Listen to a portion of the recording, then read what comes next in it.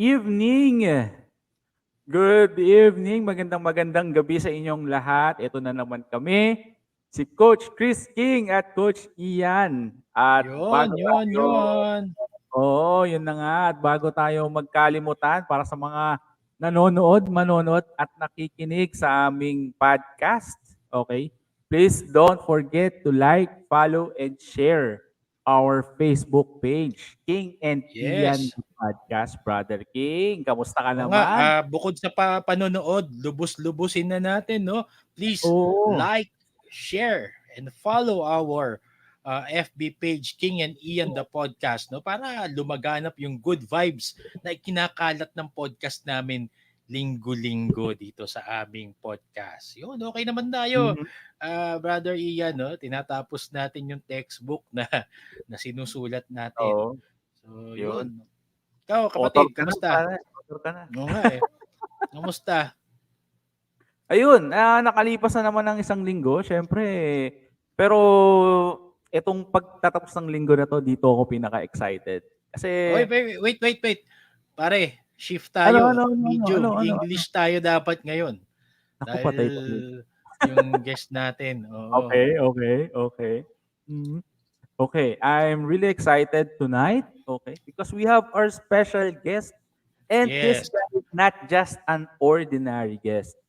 Is yes. that right? And let's introduce our guest. We are honored to have in this episode no other than SBP Program Director, Head Coach of the Ateneo Blue Eagles, and Head Coach of the Gilas Pilipinas Men's National Basketball Team, no other than Coach Thomas Anthony Tab Baldwin. Welcome to King and Ian, Coach. Good Good to evening. see you guys. How you doing, Chris? How you doing, Ian? Good to see you. We're Hi, we're we're Coach. okay. We're really excited to have you in this show in our podcast this evening, and many of our friends are looking forward to watch this live Mhm. episode that we have. I'm excited to spend a bit of time with you guys. Yes, Coach. I told you earlier when I brief you about the episode that we have a segment here Mhm. in our show where our guests will introduce themselves using the phrases past, present, and future. You may say something from your past, where you came from, the places you've coached, and what you do in the present, and what are your future aspirations. The floor is yours, Coach Tab. Thanks, Chris. Well, past certainly, I'm a basketball coach for 40 years now, so that's a lot of past. And before that, I came from a small beach community in Florida, Jacksonville Beach, Florida. A lot of people know Jacksonville because of the Jacksonville Jaguars, but this Yeah. is a beach community about, I guess, 15 miles away from Jacksonville. So it was an idyllic upbringing. And I was just a beach kid whose dad coached basketball. So it was either at the beach or on the court or studying with my parents looking over my shoulders. So that was my childhood. And present, I think everybody's here, at least here in the Philippines, everybody's pretty aware that I'm working in the Gilas program, currently the head coach, program director for the 2023 World Cup campaign. And I'm also still, even though people are forgetting about it, I'm still the Ateneo head coach because of the pandemic. There Yeah. hasn't been any UAAP in a long time. And in the future, I'm going to retire. and I'm not sure how far that is away. I still love coaching. I still love being on the sideline and then on the practice And floor. we love you being here, Of Coach. We course. love you being here. I appreciate that, but you can see the gray whiskers are just about all I have left. I don't have anything up here anymore, so retirement's not too far away. But God willing, this chapter of my life will still be filled with some fun and some success, and hopefully that success will be shared with all the people of the Philippines. And we are journeying with you, Coach. We're one with you in that mission. I So, appreciate that. Coach Ian will fire the first question. Okay, Coach. Before the first question, Coach, is there okay? I want to talk about in your in your future. So, is there anything else that you wanted to do in the future aside from coaching? So, we know that Coach Tab Baldwin likes winning, especially what I've read in the articles. And is there anything else that Coach Tab Baldwin wanted to do? Or do you want to I, spend retirement? Want to do something in your retirement aside from Yeah. basketball, away I from want to basketball? catch a 500-pound marlin. That's one thing I want to do. That's on my bucket list. I'm an avid fisherman. I love to fish. I love to be on the ocean. And I've caught a lot of fish in my life, but I've never caught a marlin. I've never caught a big marlin. And that's something that I definitely want to do. And if it takes me a long time to do it, that's even better because that'll mean a lot of days and hours out on the ocean on a fishing boat. Yes. Wow, that's Wow. one thing that we don't know And about Coach Tab, right? I think no, we can accompany Coach Tab here in Mindanao. I think in Sarangani we have plenty of marlins here, Marlins, and yeah. I hope It's we true. can That's fish with true. you in the That's true. You future. do. And it's one of the Yeah, places I'd like to go to get one. yeah. Coach, is basketball really your first love? And when did you fall in love with the game of basketball? Um, in sports, probably yes. I think that's fair to say basketball is my first love, but I also probably would say that if I had the chance to do it all over again, I might go the baseball route instead of basketball. You're a I Red love Sox fan, baseball. Coach. I'm a huge Red Sox fan. I think I'm on the record. I tell everybody that, so everybody should know. Um, but I love the game as well. I love the boys of summer mentality. I love being outdoors. Um, it's just a tremendous atmosphere, I think, and the sport itself lends itself to great culture, great camaraderie in teams, a lot of fun. Baseball has a lot of downtime, so there's a lot of characters in the sport. Basketball is more a game of action. It's more a very busy game. Practices are busy, they're hard, whereas baseball is kind of like a leisure time activity. And Yeah. I guess maybe getting older, that sort of appeals to me now, that the idea of a leisurely pursuit. But outside of sports, um, probably if there was another direction I would have taken in my life, it would have been to be on the ocean.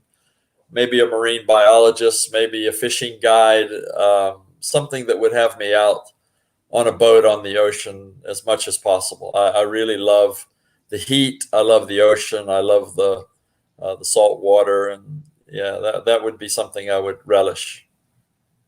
Seems like we it's a preview really of what Coach Tab will do in his retirement. No, he would really want to go out there on the sea. And I Yeah, think Coach, there's a lot of people saying hi to you. Kiko Malikdem, my good yeah. friend here, says love you, Coach Tab, Love you, Coach Tab. and and And our our favorite mentor mentor. Rick And our favorite Olivares mentor. says hey, Yeah, Coach Tab. Coach Tab. Yeah. Good to see you, Rick. I Say hope you're well. Hi, Kiko. And I yeah, have this saying hi. wonderful PT. He's a great PT. That's why his name is Julius Magaling. Yeah. Shout out, Coach Tab. G'day, And Julius. my How you my doing, good brother? good friend here, Peter Caronan. Royce, more power to Coach Tab Baldwin. Thank All you, Peter. right. Coach, many people idolize you now, no? Including myself. I've been following you since you arrived here in the Philippines. Me too. Me Can too. you, yeah, both of us, Coach Ian and I, are your followers. Can you share with us who is your greatest influence or idol in basketball? First, as a player, and second, as a coach. Well, a long time ago when I played, my idol would have been Pete Maravich.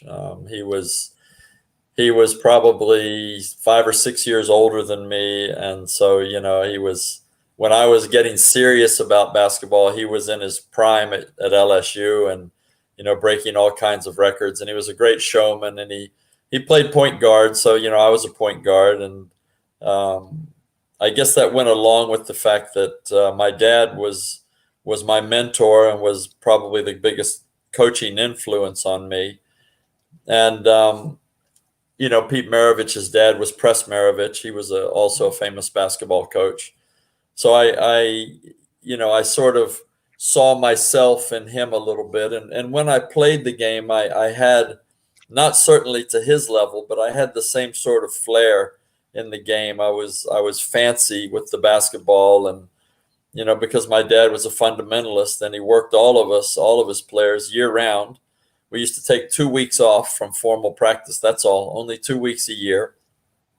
And so, there were a lot of years that I trained hard under my dad and really enjoyed it. And, Pistol Pete was sort of the guy that I watched and molded myself upon. And I saw your video shooting threes, no? And it seems like you got it from Pistol Pete. He's a good shooter. Pistol Pete was a great shooter. Back when I was a young kid, you have to put everything in perspective, right? When I was a young kid, actually, my dad didn't want me to shoot the ball that much, and we had some great shooters on our team. So I was more of a court general, distributor, run the offense, that sort of thing. But you just have to sit back and imagine 40 years of coaching, how many hours I've spent in the gym, just waiting for the players to stretch or waiting for practice to start or picking up the balls after practice. And so I got up a lot of shots in 40 years. So, the shooter I am today isn't the same as the shooter I was when I was a player. The muscle memory is right there. I saw Coach Tab's video doing the the practice. The Belanguel miracle shot. Well, we have a lot of fun. Everybody thinks it's all hard work and serious, and most of it is, of course. But our coaching staff has great relationship with our players. They're young and they're fun, and we have plenty of time.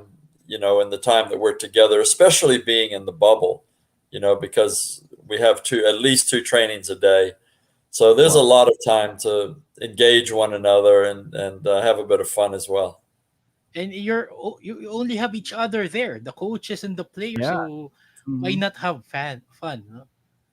Yeah, it is tough. I mean, it's good. It's certainly good from a basketball standpoint because we can build a culture because it's a captive audience. They can't run away and hide. It's good in that we put a priority in selecting players on character. So we have good people to hang around. The coaching staff's a tremendous group of guys. We have a lot of fun. We spend probably 3 to 4 hours a day in video sessions and meetings on top of, what's about 5 hours of practice. So, it's a lot of time to be together, but fortunately we really enjoy each other's company. And when you're having some success, it makes it that much more fun. Wow. Okay. Anyway, Coach, since Chris asked you, who is the people that how many people the greatest player Influence. that I influence. Since Chris asked you that, I wanted to ask you: is it Michael Jordan or LeBron James? I'm just joking, Coach. I don't even think LeBron James is in the conversation, to be honest. I'm just joking, Coach. You don't need to answer. No, I have no problem answering that. I think LeBron James is. I answered this question the other day in another interview, and I said I think one of the things that should be a measurement in terms of the greatest player is what's your contribution to the game? Have you made the game better? And I'll be perfectly honest. LeBron James is a great basketball player, but I think he has made the game worse. I think he has made the NBA worse through his conduct and his superstardom. Yeah. I mean, just the way he's handled, himself in terms of team building and championship pursuit. I think so many people now are excited about, Chris Paul getting a championship because he didn't go to a super team, or he didn't ask for super players to be brought around him. He Precisely. went to a team that had been struggling, frankly. Uh-huh. And, and I'm not a huge Chris Paul fan, but I certainly respect what he's done. Mhm. And when you look at what he's done with that team, he's been a great leader on that team. And they've built a very, very strong chemistry and culture there. And, that's what all of us old school guys like to see. Yeah. We like to see teams that work for a living, not teams that are purchased, for a Yes. championship. Mhm. Built, Yeah. not bought. We There you that, go. built, Exactly. not bought. What? Yeah. Okay. Anyway, Coach, I believe that you have coached around the world, meaning around the world, maybe like international games or maybe other professional leagues, right? Like in New Zealand. Okay. Can you share? Okay, because I always saw you in the bench very serious. Okay, Yes. and and can you share a weirdest or a funniest moment during on the court, During games or off the court. during games or off the court? Yeah, and Well, I mean, how often that Coach Tab smiles during the games? probably more than you realize. And I think, frankly, the camera focuses on the coaches too much. We're not Yeah. playing the game. The camera Yeah. shouldn't be on us. But there are often lighthearted moments and comments from the assistant coaches and just uh, some entertaining things that obviously happen. Um, I can't, I mean, if you say, well, I'm serious, well, I'm supposed to be serious because I'm at work. And I think Yeah. apart from comedians, most of the people in the world are pretty serious when they're at work. Yeah. So I don't think that's extraordinary. But a lighthearted moment or a funny moment, I mean, in hindsight, uh, I guess, I used to be when I was younger a lot more combative. I'm still competitive, but I was a lot more combative and I was a lot more engaged in the games. And when I was coaching in New Zealand one time, there was a player playing on he was an import. He had been in New Zealand for several years, and he was a good player. We became friends later, but he used to have this thing that he would do as a good athlete. And when he would go over somebody to score, he would make a sign like this, like you're too small, Too and he small. would run down the floor doing that, right? Well, this particular year, it was one of my championship years there. I had the great Piero Cameron playing for me, who was about 6'7", about 300 pounds. And I had a big Samoan import, a fellow named Yona Inosa, who was Mhm. about 6'10" and about 280. And both of them were pretty imposing figures. Well, this particular player was playing against us, and both of those guys were on the bench, on my bench at that particular moment. So this player made a real nice drive to the basket, and of course, when he made the shot, he started to run down the floor making his symbol, and I yelled out at him something about, keep it to yourself, or probably wasn't quite that polite. Whatever I yelled out at him. So he immediately started to trash talk back to me, and he started to come towards the bench. And being in those days a bit of a combative person, I started at him, as if, okay, if we're going to go, let's do this, right? And he got about 10 feet away from me, and he stopped and he put his hands up and, like, no mas, no mas, I don't want any of this. And I was feeling pretty, okay, you're backing down from me. I'm pretty tough, right? And then he ran off down the court, and I just happened to turn around, and here was the two, Piero Cameron and Yona Inosa, standing right behind me, as if we've got your back. But I didn't know they were there, so I thought he was backing down from me. But, just another dose of humble pie, which I've had many of throughout my career. It's like having WW tag team champions at your back. Exactly, but not knowing it. Yeah. So you Coach, feel pretty tough. yeah. But Yeah.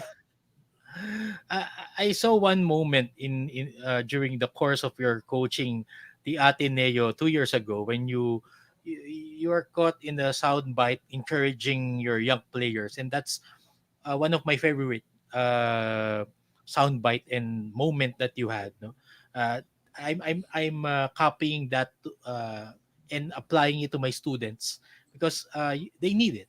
They need encouragement. They need support from people like us, people in authority, teachers, coaches. So that's one of my favorite moments that was captured on camera with you, and that's why I follow you and I idolize you. Now, uh, there's a question here from our brother Kiko Malikdem. What is your first impression of Filipinos when you first arrive here, and what is your favorite Filipino food which you can eat over and over again? Well, my impression of Filipinos starts long before I ever came to the Philippines. I grew up, as I said, in Jacksonville Beach, Florida, and right next to Jacksonville Beach is Mayport, which is a huge naval base. And there were many, many Filipinos that were in the Navy, in the U.S. Navy back in those days. And of course, most of them were Catholics, as is still the case. And I went to Catholic grade school and Catholic high school. So we had many Filipinos in our school. And I knew, many of the Filipinos, and they were always just the nicest people, the kindest, the friendliest, the most humble people. And they stuck out in America because they're not typically American. Americans are more brash Yeah. and outspoken. And I had good Filipino friends. I had a taste of the Philippines long before I ever came here. But in coming here, all of those impressions were just validated and confirmed that, Filipinos, as yourselves, are just very kind-hearted, very humble people. And in the sports world, you're very competitive, but you're also extremely good sportsmen for the most part. So it's a wonderful place to do my job and to live. Mhm. But my favorite Filipino food would be sinigang. And Wow. I really, really like the sour soup. And you don't Yes. find that flavor very much, maybe other places in Southeast Asia, but Mhm. in the Western world, you don't find that flavor so much. And I really enjoy it. And a lot of times when I get sinigang, I won't eat what's in the soup. I'll just drink the broth, and I'll drink the Yeah. broth right to the very bottom. It's called asim kilig. No, Asim somehow you have that feeling of you cannot explain when you have that soury taste. So it's like seeing your crush when Okay. when you eat it. especially It when has an you effect on your soul, not just your taste Yes, buds. really, really, it's true. It's true. asim kilig. Yes. Okay. So, um, I believe you really fell in love with a Filipino, and I think it's safe to say that Coach Tab Baldwin will retire in the Philippines. I hope so. I hope so. Well, I hope so. that's an interesting point, and I Yeah. don't have a definitive answer for that. I Uh-huh. think one of the things that has characterized my coaching career and characterized my life is, there's an old saying about nomadic people, they don't let the grass grow beneath their feet. And I've very much been that, in my life. A lot of Mhm. people say, oh, well, you coached almost 20 years in New Zealand. Yes, but I lived in 6 different cities during those 20 Mhm. years. So, Wow. I've been in 10 countries. I've coached in 10 countries. I've moved around an awful lot, and I enjoy that. And Mhm. some people might say in a derogatory way, oh, you're a mercenary coach. Well, that's true, but I don't necessarily believe it's derogatory. I believe that that's what my life has been. I've pursued coaching. I love travel. I love different cultures. I love different peoples. And, what a life I've led, what a career I've had, and, what experiences I've accumulated. So I Mhm. do love the Philippines. I owe Boss MVP so very much. And, he's been so good to me and so kind to me. And I'm sure that retiring here would be, safe and secure. And, and he would be part of that. But also, I do get itchy feet. I do. I Yeah. look abroad. I look at other places in the world, and I think to myself, I haven't been there yet, and I wonder what it would be like to be there. So I can't give you a definitive answer on that, other Yeah. than to say that if I do retire here, it certainly could be a lot worse than We're going to cross the bridge when we get there, When we Coach. get there. exactly. Coach Ian, just to add, Yes. one thing I Okay. love seeing Coach Tab Baldwin during games is when he places his hand on his right chest, right, Uh-huh. during the national anthem. Great. And Mhm. I feel the sense of nationalism that you have, that the love that you have for the Philippines, and Mhm. not every coach from a foreign country does that when they coach the Philippines. And I want to thank Coach Tab Baldwin for doing that gesture, and I'm very mighty proud to see him being focused during the national anthem, doing that. Mhm. Well, Chris, I was raised by a very strict father, father who served in the military, who fought in World War II, and respect is very important. Yeah, And you know, the opportunity to coach a national team is a tremendous honor, and it shouldn't be given lightly. And no matter whether it's a local individual or a foreign person. And I have tremendous respect for the countries that I've coached while I'm coaching there.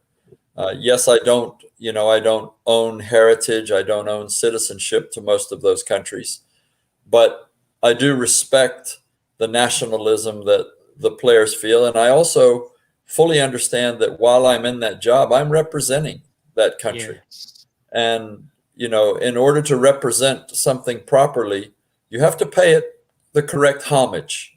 And yeah, I mean, if I felt the Philippines was conducting itself in a poor way internationally, then perhaps I wouldn't. But I would hope I would be principled enough not to even take the job in that case. There are some countries in the world that are, I use the term bad actors. yes, If for some reason I was offered a national coaching position in those countries, I would hope that I would turn it down, because I wouldn't want to represent, a government or a flag or a nationalistic thinking that was detrimental to the goodwill and the welfare of people around the world. But I don't think the Philippines is that at all. yeah, I think Mhm. this is a wonderful country, and a country that would, relish improvement in many, many regards, but what country wouldn't? So, bottom line is, I think this is a great place, and I'm very honored to have the opportunity to coach here. And we that's thank you for well, that, yeah. Coach We Tab. thank you for that. Okay. We're grateful. Before we continue, okay. Mapua Cardinals player Lawrence Victoria says, "Shout out, Coach Tab." What's up, Lawrence? How you doing? And And there's this is another one. my team captain in Mhm. the team that I coach. Chris Lasin says hi, and my buddy here, Ricky Kahanding. He's a good basketball player. He's a choir member in our church. He says hi to Coach Tab Baldwin. Hi, Chris, and hi, Ricky. Great to have you guys here tonight. There. Okay, Coach. Um, there is another question from attorney Ruel Castro. Okay. Question: what would take for the Philippines to play again in the Olympics? There. Our easiest pathway, which is still very difficult, is at the 2020 to be the highest placed Asian team.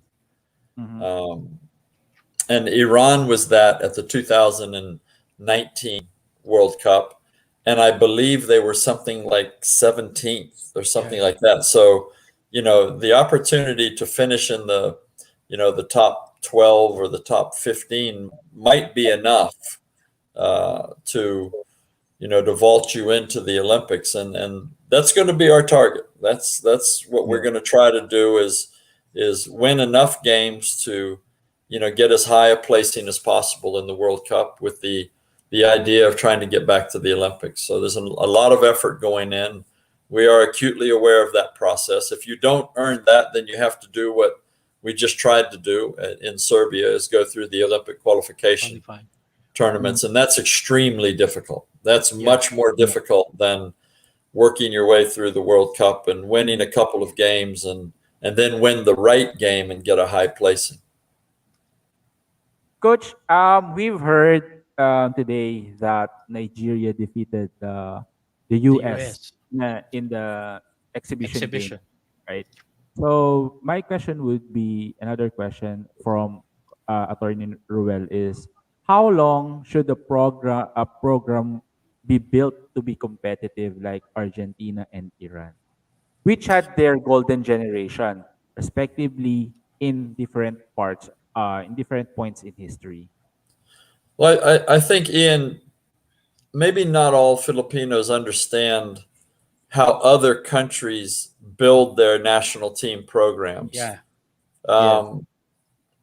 And this is why you hear this term golden generation. And I was actually part of one in New Zealand. We had a golden generation, which Yeah. ended up fourth in the world in '02. And, that starts down at the junior basketball level. So I was the New Zealand junior national coach from 1992 to 1997. So I worked with this particular group of players for 6 years in the junior basketball program. Not all of them at the same time, but they were all within 3 or 4 years of one another. And so they, in varying batches, they played with each other in the junior program. And so you get to train them, they develop some identity with one another, and they enjoy playing together with one another. And because the basketball in other countries doesn't revolve around the school system, which is how it is here and how it is in the US, it revolves around the club system. These guys get a chance to play against each other a lot more in the club systems, because those usually go on right throughout the year.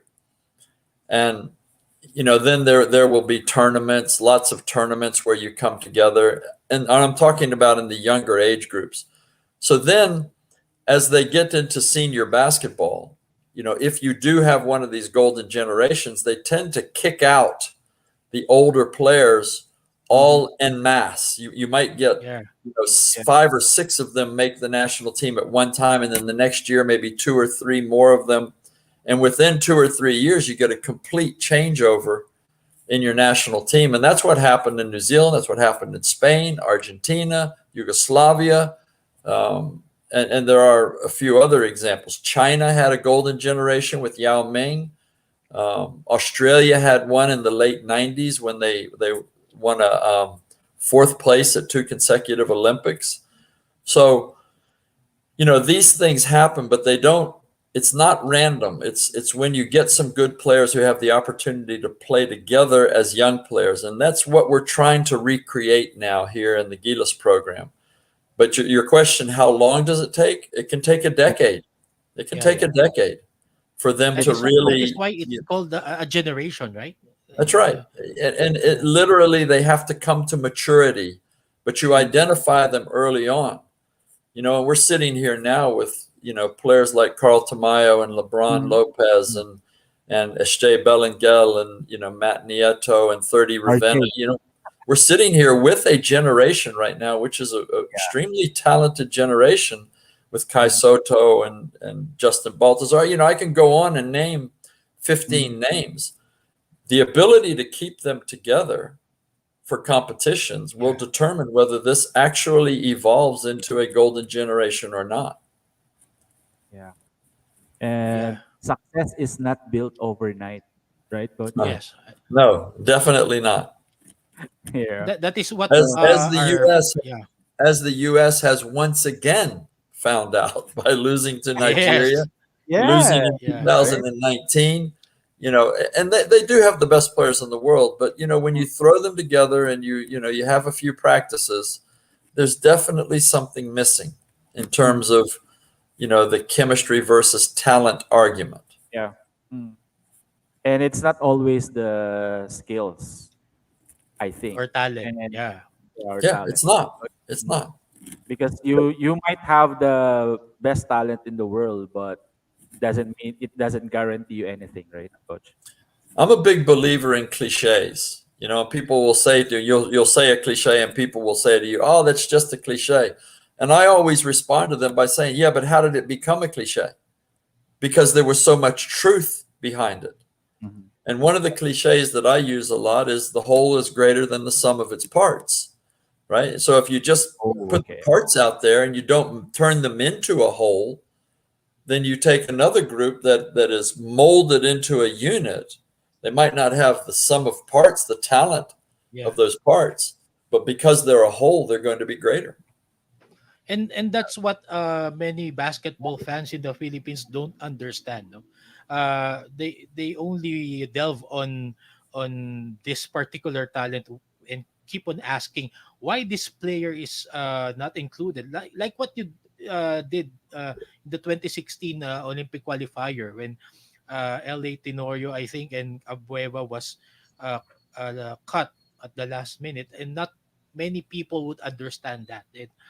And that's the thinking that we should, as fans, as Mhm. Filipino fans, would want to mature from that superstar thinking, or Yeah. delving into a one talent show thinking.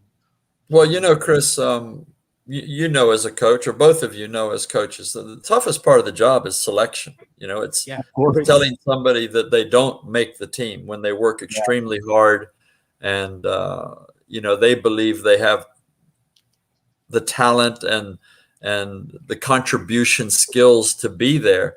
Mm. And you know, I can go back to that. I'll tell you, with LA, I made a mistake. I should have put LA in that team. You know, that was a mistake on my part in Mm. retrospect. Um, but Calvin was, you know, in my estimation at that time, he was a great player for the Asian championships. But his skill set at the next level, at the European level, having to play a small forward or a power forward, which was what his skill set was Mhm. at that time, he was just going to be, you know, outgunned, outmanned, and yeah, he wouldn't be outworked. Calvin would never be outworked. But the Yes. physicality of somebody like Boris Diaw, Mhm. or you know, Rudy Gobert. well, he wouldn't have had to play against Rudy, but Yeah, you know, if he was a power forward, that was Boris Diaw. Boris Diaw was yeah, 280 pounds, you Mhm. know, Yeah. and um, Nicholas Batum at the small yeah, forward, you know, 6'8", 6'9", yeah, small forward, and Calvin at 6'1", 6'2". You know, he has tremendous heart, but there's a point at which heart isn't going to get you over the line. yeah, Mhm. And you know, that selection was not a disrespect of Calvin. It was really about, you know, horses for courses. You know, you don't put yes, a dry track horse on a muddy course and expect him to win. yeah, So, you know, sometimes you just have to live with the public backlash because you believe in true. what you're doing. You do it for the right Yeah, reasons, and you just let things roll on. But um, I had tremendous respect for Calvin. He did such a great job in 2015. Mhm. But you know, my estimation was at the next level, he was really going to struggle, and we would need players with more size at that Mhm. level. That is Okay. why we always say in Coach Tab we trust. We trust Well, I in don't your think everybody decision. says that. Coach, someone told me you use the jersey number 11 during your playing days. During What's your the play. reason behind that? My older brother, who was my basketball idol at the time, was number 11, so it was pretty easy. Oh. And Uh-huh. you know, that was the only reason. And I've been a loyal number 11ist the rest of my life. I'm strongly tied to that number, but the reason that I chose it was because of my brother Rusty. Uh-huh. Wow. So he is the first Clay Thompson, Brother King. Coach Tab Uh, is he's first. Yeah. older than Clay Thompson, Yeah. but I think there were some number 11s before him, I'm sure. Yeah. Okay. Coach, there are some people here. Okay, one more time. Okay. Peter, Coach Tab, I'm meeting Bro. Sinigang right now. Good for you, Peter. Have another bite for me. Okay. So Patrick Ilog, shout out to Coach Tab. Okay. And This one, one of my favorite player because there are two, Lawrence, and this one is Noah Lugo. Okay, he's telling me that Coach Tab, hopefully one day you'll be my coach. Sana maging coach kita. He's Thanks, playing Noah. I for hope you're having Mapua. a great night. He's playing for Mapua. Yeah. Okay. So I have this friend. Okay. He's a great basketball fan as well.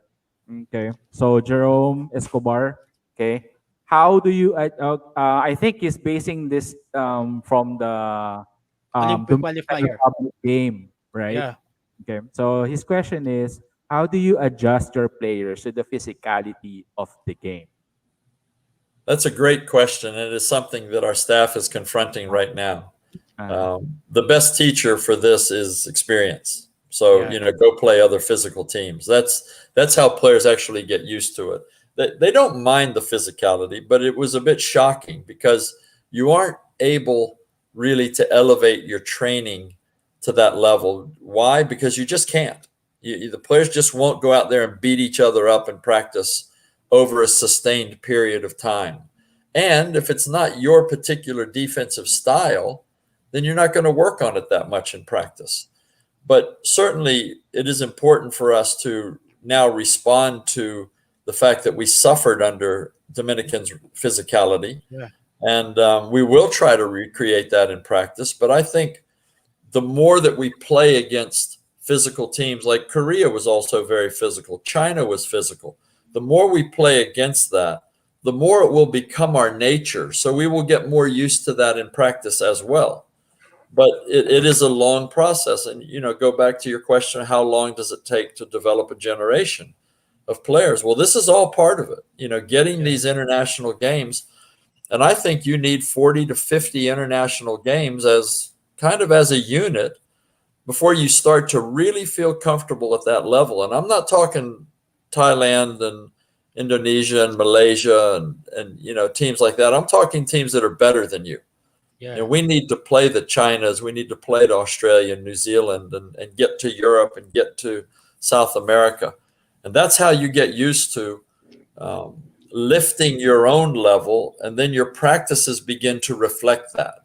And once they start to reflect that, now you have a team that isn't daunted by physicality.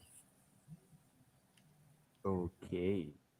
So There I are still think- questions here, Coach Ian, I think. Okay.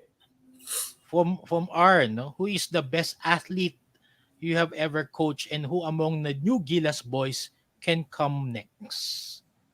Among the Gilas boys, we've got three great athletes there right now. And I mean, they're really great athletes. 30 is one. Dwight Ramos is a great athlete, and LeBron Lopez. These are all great athletes. Anj Kawami is borderline. I would like to see him be more explosive, but he is extremely quick, especially his hands. He has extremely quick hands, extremely quick reactions, which is an athletic skill. The best athlete that I have ever coached, I coached a guy in New Zealand that came out of Florida State University as an import many years ago, back in 1989, I believe, named Jerome Fitchett. He was 6'7", and they may as well have just put wings on him. He could just literally fly. Really quick and extremely long arms. But he was a great athlete. The Samoan guy that I mentioned, the 6'10" Samoan, Yona Inosa, was a tremendous, explosive, powerful, quick athlete.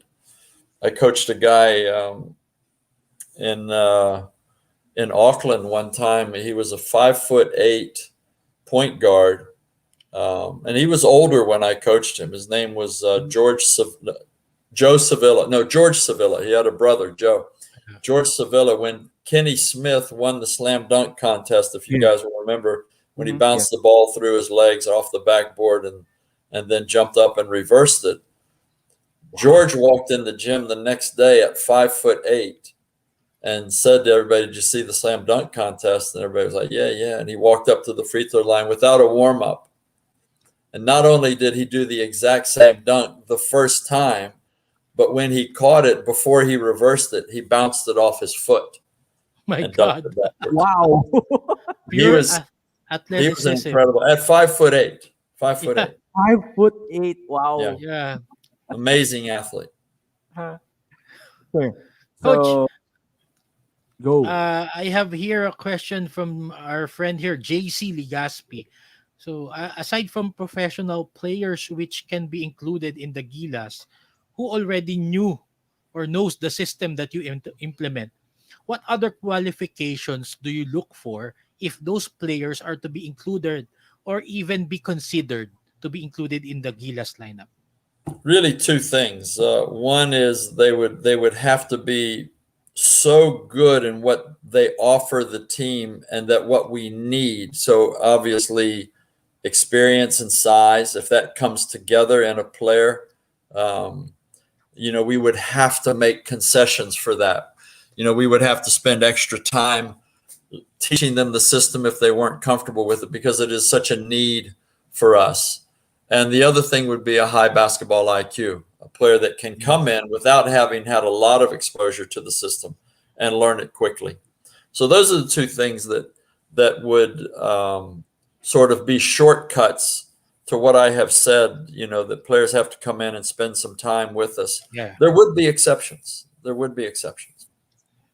Hey, Coach, I remember last year, when we got to know each other, and I wrote an article for you because these coaches are saying things. No, one of the things that I read, about about you is that some coach will say that he's not good. He didn't reach the NBA. Now, question is that uh, is reaching the NBA a validation of how good a coach must be, or what is your standard of how good a coach must be? No, I don't think it is at all, and that's not a criticism of NBA coaches. I think the vast majority of them are excellent, and I do think that they have to work hard, especially to get a head coaching position.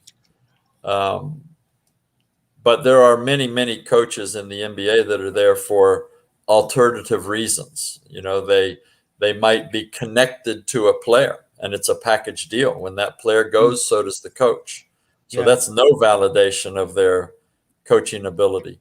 They might be very good in one aspect of coaching. Maybe they're good building individual skills. Maybe they're very good in analytics. So they may be a very good part of a coach, but not a well-rounded coach.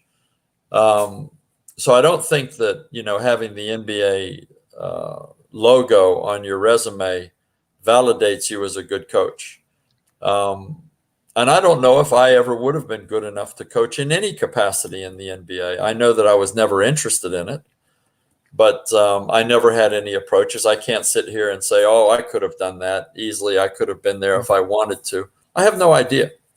I never had approaches, and I never had any interest. The NBA game didn't interest me in terms of coaching.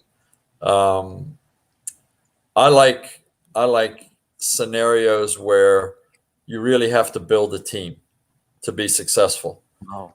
I think one of the things that would characterize my coaching career, and people can say anything they want, good or bad. It doesn't really move the needle too much for me, what people say.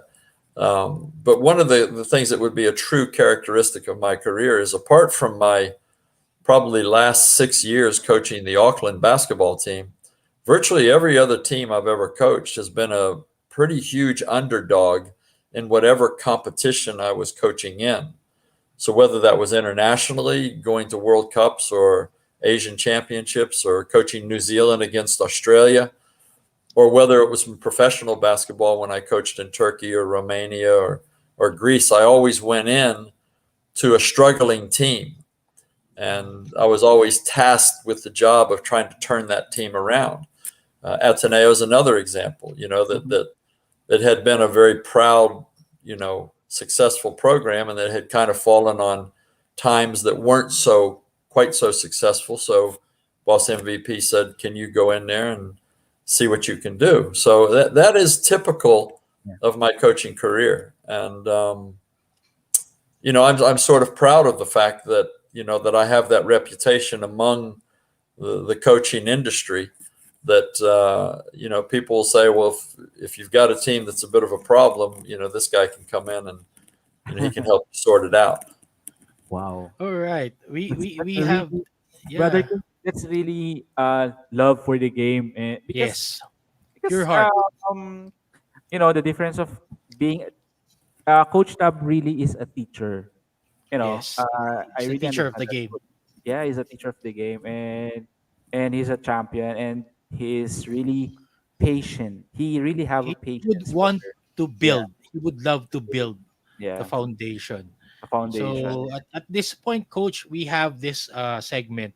We have this fast talk. We will mention five names of players, and you can say anything about those players. You first name is what he was mentioned earlier. Pero Cameroon.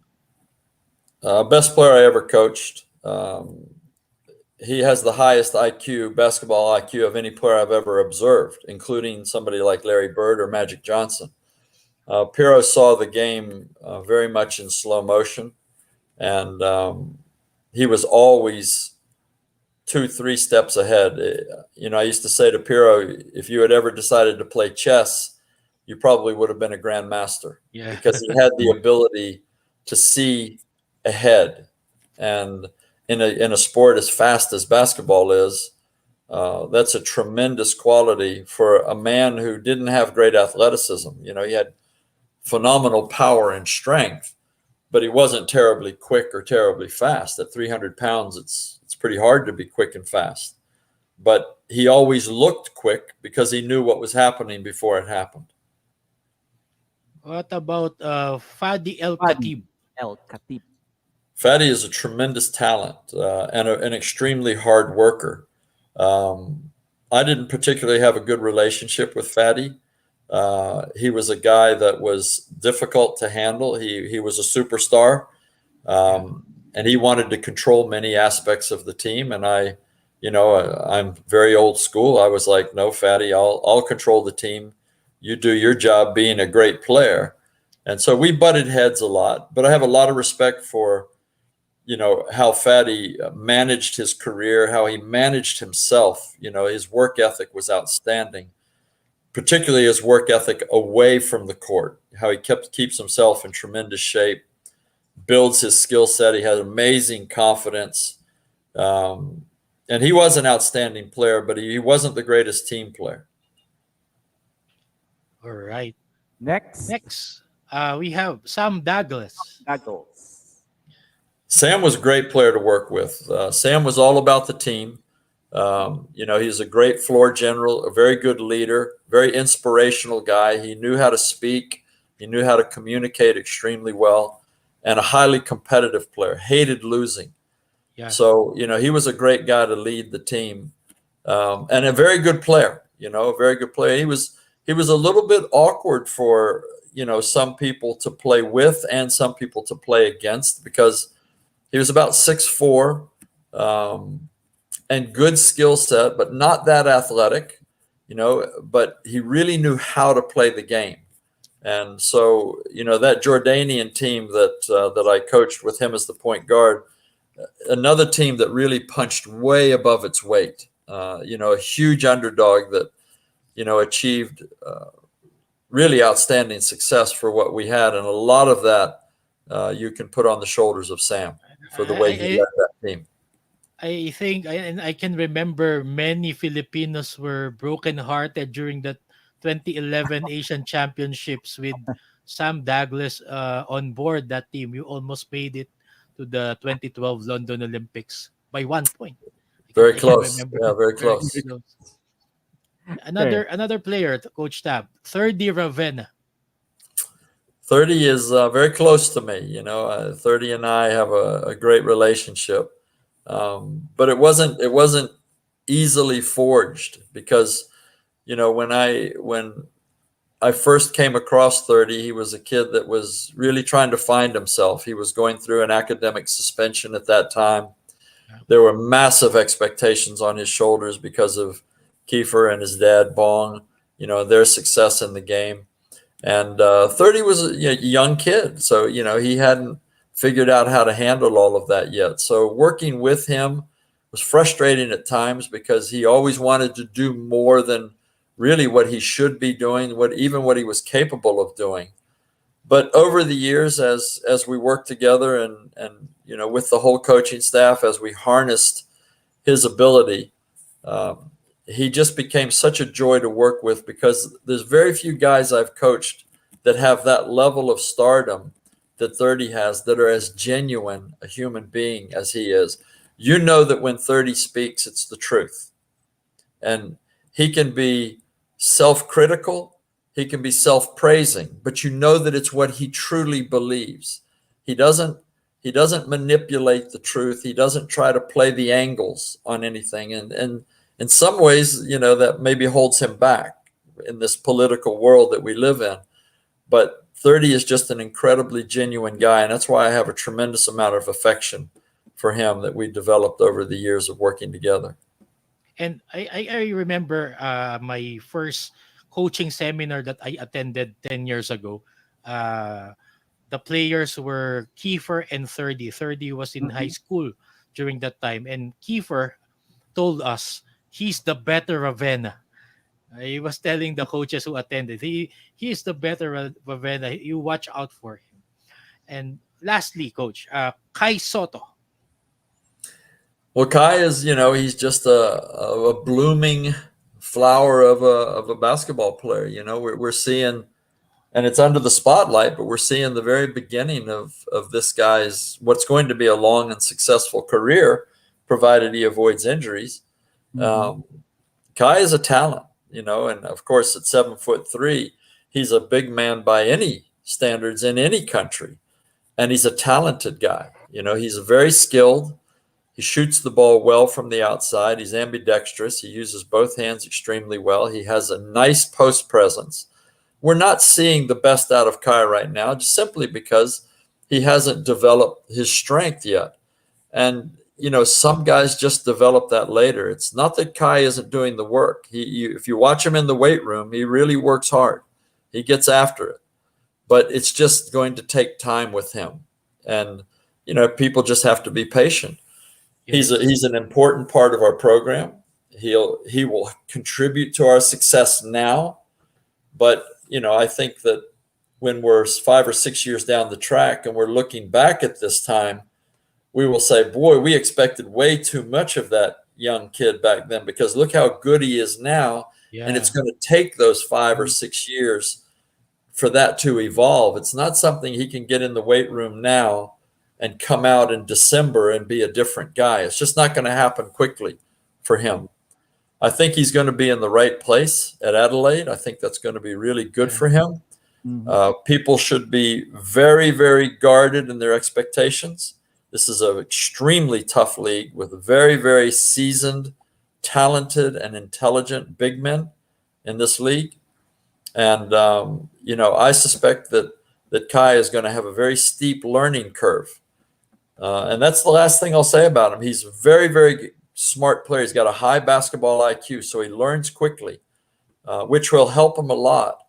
But the challenge is going to be the physicality of the Australian style of basketball. So I think it'll be good for him, but I think it's going to be a rocky road for him as well, particularly in the first year. But those rocky roads will really mold him along the way. Absolutely. Yeah. Absolutely. We all need them. Yeah. Having said that, 30 and Kai, and now there is Javi, there's Juan, there's Kiefer. Okay. So I think, Coach Chris, this is not new to us anymore. The moving of players to other Asian countries like Thailand, Indonesia. Now it's just really blooming in Japan B League. And what I think it's really blooming is because right now it's the superstars of the UAAP. The young guys, the young guns. Young guys from the UAAP that is playing internationally and especially in Japan. What is the implication of moving these players of the moves of these players to The Japan international, or other specifically in the Japan. international. Well, Yeah. this is a highly charged issue right now in the Philippines, and there's a lot of emotion surrounding this issue. But I think very simply, it's just this the natural evolution of a world market, and how long it's going to take to actually, imprint itself on the Philippines is anybody's guess. But I think it's inevitable, and I don't know how we will assimilate our other basketball entities to that. And obviously, there are pros and cons to it. I think from the player standpoint, financially, there are pros to it. I know players that have gone overseas from one country to another country, and they've found it very difficult. It's not home. They get homesick. It's a different culture. It's a different basketball culture. So it isn't as easy as some people might think it is. But at the same time, the cons are, is it really good for our competitions here? And, in some ways it isn't. But I don't know how you resist the world market. And, it's suffice to say from my standpoint that there are pros and cons to it. And fortunately, I'm not the one that has to be trying to manage this process. It will impact Gilas for sure. But, I think in the end game, most of these guys, if not all of them, will have the FIBA clauses in their contracts overseas, which will give us the right to call them back. But it will be for a much shorter period of time than if we can control, and have them part of our program full time. So it'll have, positive and negative impacts on Gilas as well. Okay. Oh, Thank you for So- that, Coach Tab. thank you. And Coach Chris, there is a question here with Rob. Okay. Coach Tab, on what level do you see the Gilas Nucleus come 2023? I'd like to think that this group of players, and I'm not saying that we would get an injection of pros or not. I'd like to think that if I'm in charge, that any injection of pros will, at a minimum, be neutral. We won't go backwards because of an injection of pros. Hopefully, if it happens, it would help us, so we would go forward. But, as I've said, certain conditions will have to be met that I believe for that to happen, for us to actually benefit from the injection of pros.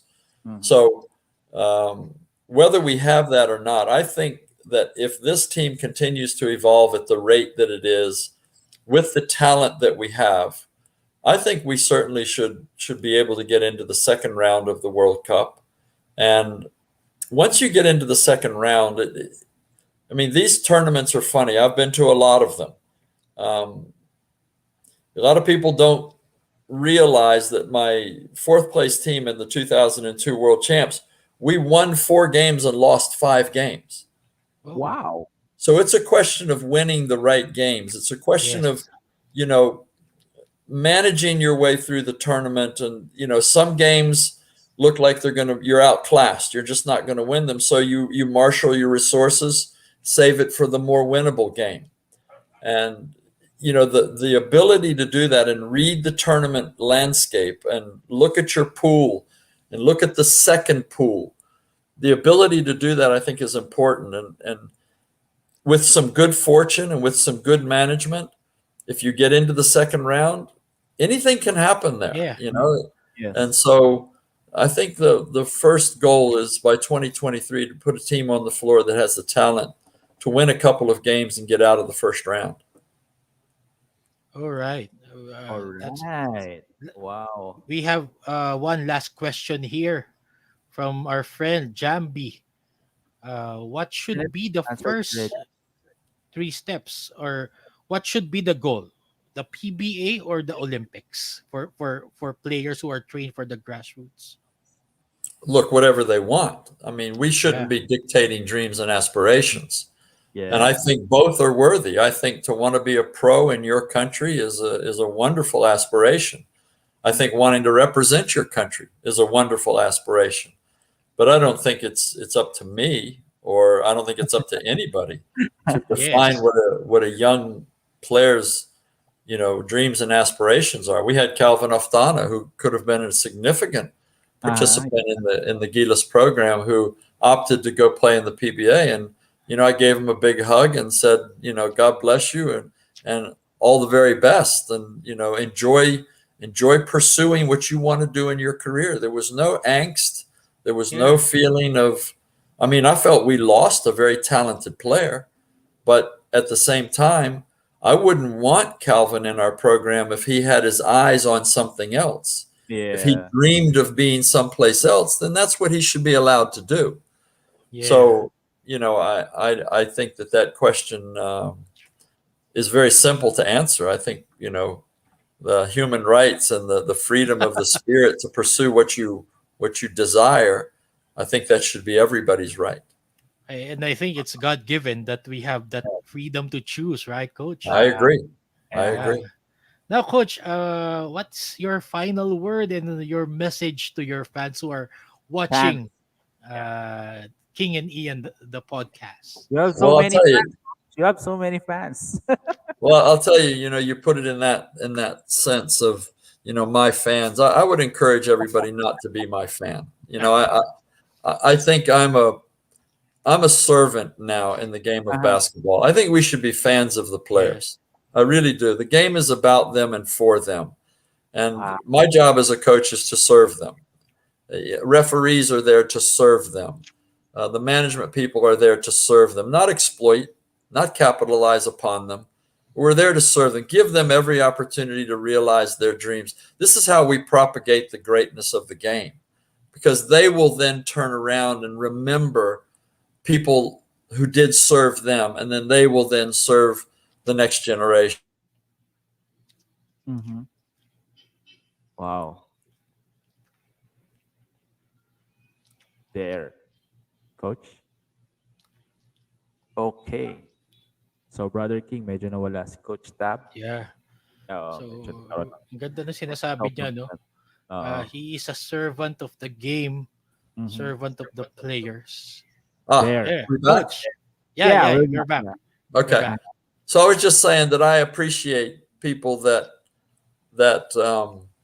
laud me or follow me or have some admiration for the way that I do my job. But as a human being, I'm as flawed as the next person.